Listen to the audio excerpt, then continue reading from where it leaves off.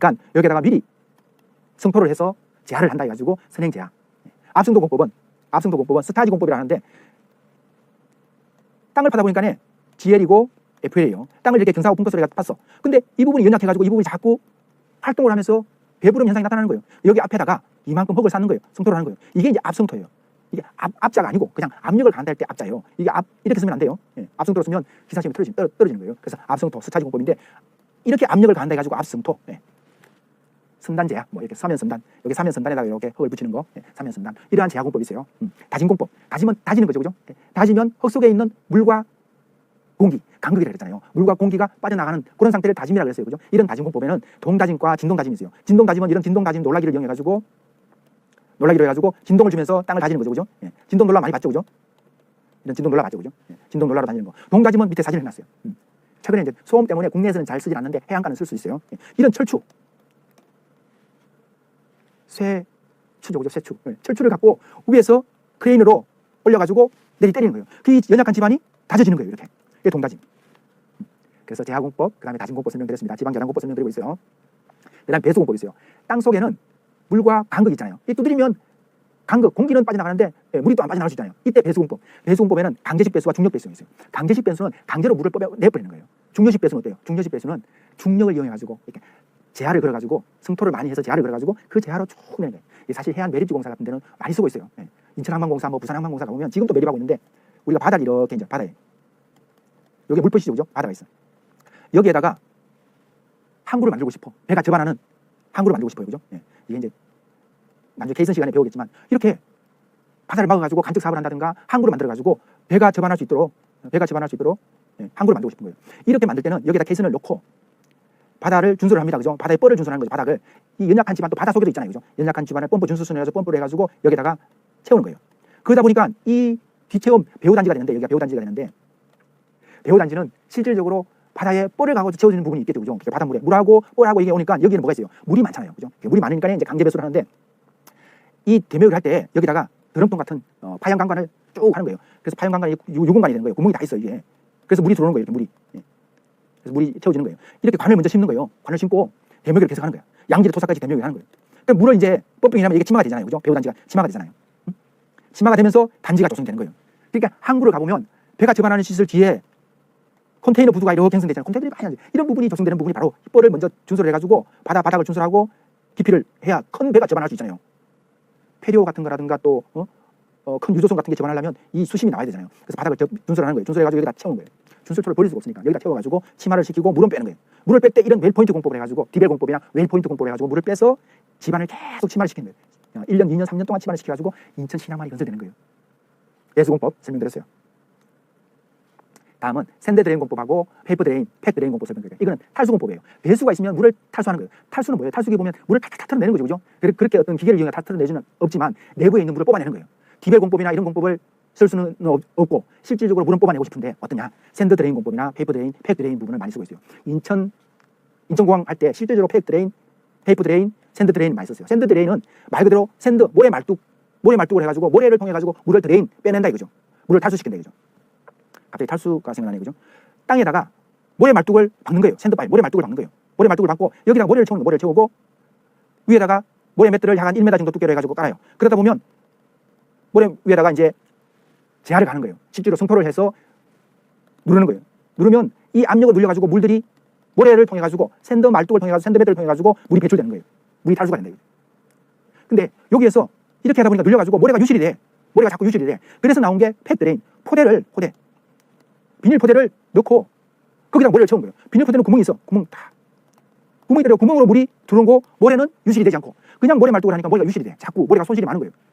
그래서 팩 드레인 안에 요 포대 안에다가 모래를 집어넣고 하니까 물은 들어오는데 모래는 유실되지 않다. 그래서 팩 드레인이 생긴 거예요. 페이퍼 드레인은 카드보드지로 해가지고 옛날에는 마분지 같은 그거를 땅에다가 박아가지고 요 페이퍼 드레인으로 물을 빨아올린 거예요. 근데 최근에는 요게 이제 필트지죠. 이렇게 PVC로 된 필트, 배수 필트제를 해가지고 땅에 박고 요 필트제를 통해 가지고 물이 뽑아올려주는 거예요. 이러한 탈수공법 3가지가 있다. 기억하시면 좋을 것 같아요. 다음은 고결공법. 고결공법은 말 그대로 이 땅을 연약한 집안을 딱딱하게 얼려버리는 거예요. 얼음 상태로 얼려버리는 거예요.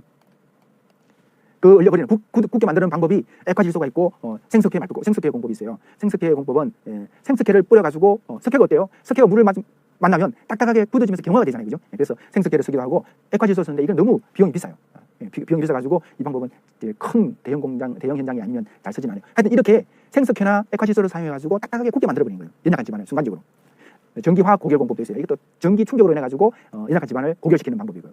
그 다음에 혼합도 공법이 있어요. 입도를 조절하는 방법이 있고 소일 시멘트. 그러니까 소일이 뭐예요? 흙이잖아요, 그죠? 그 흙하고 시멘트하고 교환시켜가지고 그 연약한 집안을 딱딱하게 만드는 방법. 이런 방법들이 있다는 거 기억하시면 좋을 것 같아요. 다음은 그 안식각에 대해서 설명드리겠습니다. 안식각은 뭐냐면 불착을 하다 보면 흙이 자꾸 무너지려고 하는 성질이잖아요. 예상 파괴면이 45도로 해가지고 자꾸 무너지려는 성질이잖아요, 그죠? 흙의 종류에 따라, 토지의 종류에 따라 가지고 무너지려고 하는 성질이 더 클 수도 있고 더 작을 수도 있는데 그거 무너지려고 하는 그 각도가 안식각이에요. 한마디로 굴착구배라고도 합니다, 그죠? 굴착구배. 자연 상태의 경사면을 갖고 있어. 자연 상태의 경사면을 갖고 있고 바닥 수평면을 이루는 각. 요게 안식각. 자연 상태의 비탈면 깎고자 하는 수평면. 비탈면과 수평면이 이루는 각. 요게 이제 안식각이에요. 조금 더 뒤에서 설명드리면 더 이해가 잘 되실 거예요. 자, 굴착시 준수사항은 안식각 설명드리기 전에 먼저 굴착시 준수사항 설명드릴게요. 안전 담당자의 지휘하에 작업을 시켜야 돼요. 굴착 작업할 때는 안전 담당자가 중요합니다, 그죠? 집안 종류에 따라 가지고 기울기, 안식각이 중요합니다, 그죠? 그리고 굴착 심도 준수하고 굴착할 때 소당 관리라든가 굴착 심도, 깊이죠, 그죠? 이 부분을 잘 준수해 달라는 거예요. 작업 중 붕괴를 방지하기 위해서 필요한 조치를 취해야 됩니다. 사면이 자꾸 붕괴된다 그러면 사면 보호 조치를 해줘야 된다는 그런 부분을 얘기하는 거예요. 지하 매설물, 지하 지작물 이런 부분을 주의해야 돼요. 땅을 파다 보면 굴착이라고 했잖아요. 굴착이라는 건 땅을 판다는 거잖아요. 도심지든 아니면 시골길이든 땅을 파다 보면 땅 속에 지하 매설물이 뭐가 있어요? 그렇죠. 가스관, 전기선, 전화선, 인터넷선, 그 다음에 상수도관, 오수관 이런 부분들이 전부 다 땅속에 매립되어 있잖아요, 그죠? 이런 부분들을 주의해야 된다. 그리고 유관기관과 사전에 협조를 하고 대책을 수립하고 땅을 파야 된다. 무작정 땅을 파면 그런 부분들이 전부 다 위험 요소로 발생할 수가 있습니다.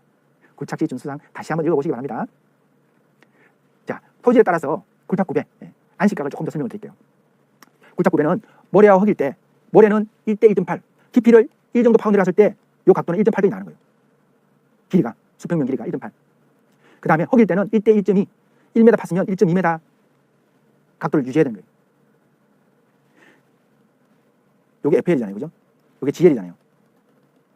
내가 1m 파고 내려갔다 나가고 싶다 그러면 1m 파고 들어가고 싶다 그러면 1.2m까지 요 경사면을 유지해줘야 되는 거예요. 이게 보통 흙일 때. 모래일 때는 더 많이 나거든요. 모래와 흙은 차이가 나죠, 그죠? 여러분들 해안에 가가지고 해수욕장 같은 데 모래가 보면 모래는 쉽게 무너지는 성질이 있잖아요. 흙보다 더 그래서 1.8이고 1.6 1.8은 더 경사가 완만하잖아요, 완만. 이게 흙은 경사가 조금 더 모래보다는 조금 더 급하죠, 그죠? 자, 안반일 때는 연암이냐 경암이냐. 경암 빼고는 다 뭐 연암과 풍암을 합쳐가지고 1대1 요건 45도 되는 거예요. 45도.